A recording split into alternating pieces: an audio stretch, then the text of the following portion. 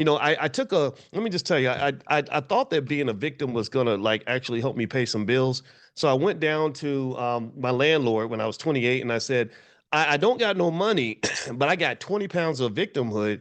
Will that pay the rent this month, sir?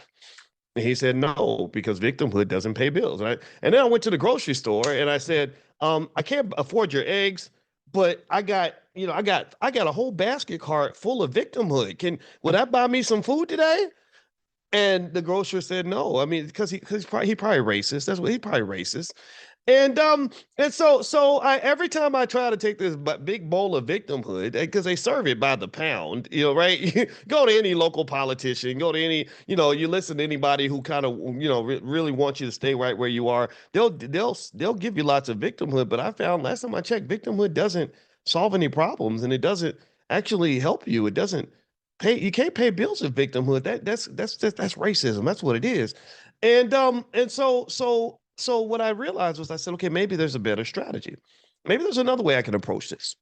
Maybe I can say, okay, I got the victimhood, but I know this ain't gonna pay no bills. So I'm gonna just put this victimhood over here, and I know it's there. I know I might have been a victim, but then I'm gonna grab a big old fat handful of accountability, and I'm gonna take that.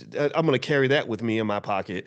And what I found was that my accountability allowed me to realize a couple of things. That when it came to things like healing, it's before I start complaining about the world. I start looking at Boyce, right? Before I start talking about what he did, I start talking about what I did.